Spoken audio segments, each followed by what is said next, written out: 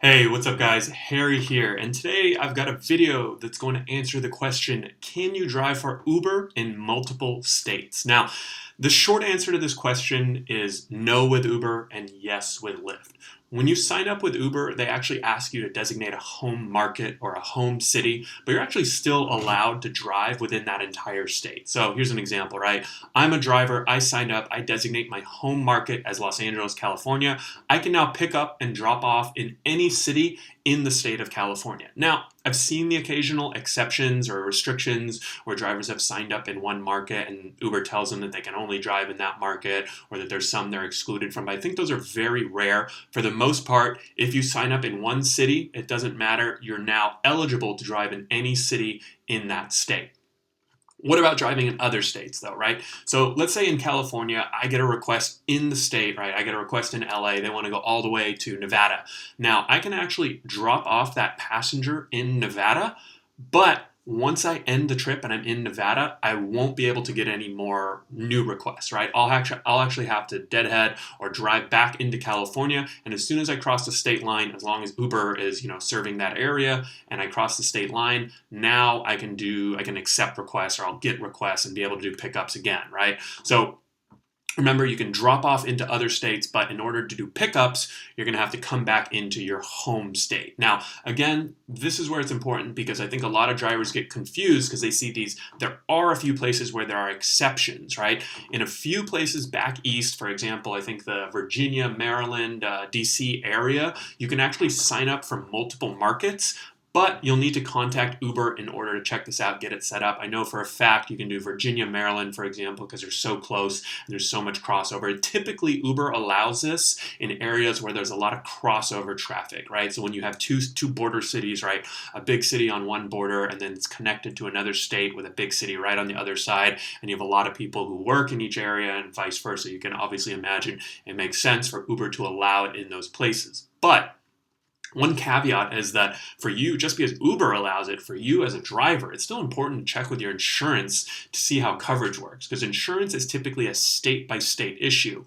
And a lot of insurance companies might have similar policies in place in kind of those crossover areas, but just because Uber allows it doesn't mean your insurer will. And you guys know that I'm a big proponent of rideshare insurance. We have a list of agents on our site that actually specialize in rideshare insurance. They can get you a quote, and it's usually very reasonably priced, and also just a ton of peace of mind and actual coverage because there are some gaps that you need to know. We'll leave a link in the show notes, but you can definitely give an agent a call, see what your options are, see if there's agents or companies that will cover you for when you do that crossover. So you can actually do those rides, make money, and still be protected. Now, let's say you want to drive in two completely different non-connected states, right? So I get a lot of questions about this, right? So let's say you want to drive, you're in California, and you want to go to Florida and drive for Uber. Uber won't let you do that, right? There's really no way to get around that in those states that are completely unconnected. If you're making a permanent move, obviously, you can, well, what Uber tells you to do is that they want you to start a new application, right, in that new state. So then you now have to meet all of the new requirements, right? So they don't let you just kind of transfer your account. You basically have to sign up all over again. Probably, I've heard it's a little bit of a hassle because you might have to figure out how to give them a new phone number, maybe use a Google Voice number or something like that, maybe a new email. But I have heard actually from some drivers that they're able to get a new sign-up bonus. And in fact, back in the day, you could actually sign up for multiple cities in the same state and get all the sign-up bonuses. But I think they closed that loophole. But I think you may be able to get a new sign-up bonus if you start a new application in a new state. So that's for more of a permanent move, right? That's how you handle that process. What if you want to visit another state though? And let's say you only want to work there, some people split time between two cities, or you do summers in another state, right? If you're in that type of temporary relocation situation where you're going to come back and you don't want to have to start a brand new application because now your existing profile in that existing state won't work anymore because now you have this new account with Uber, right?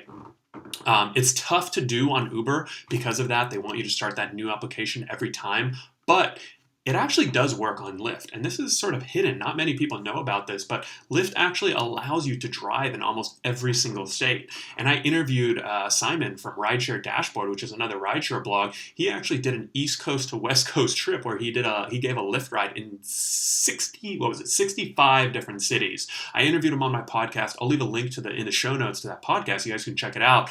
But it was pretty interesting because he actually got rides in 65 cities. Now there are a couple cities that we mentioned on the podcast.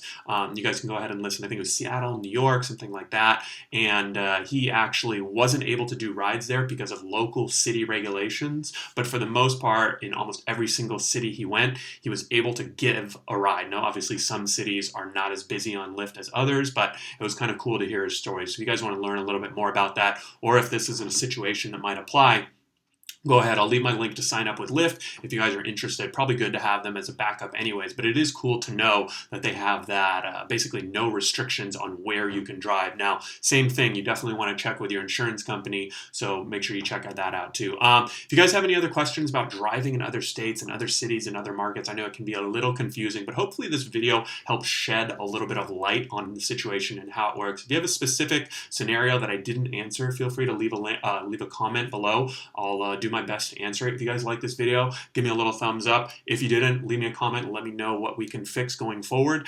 And if you haven't subscribed to the YouTube channel, definitely do so. We release new videos every single week, and almost all of the videos we release are based off the questions we get from commenters, readers, listeners, viewers just like you. So don't hesitate to reach out to me. You can also shoot me an email, harry@therideshareguy.com. I respond to each and every single email that I get, and I'd love to help you. I'd love to hear from you, and take care. Talk to you soon.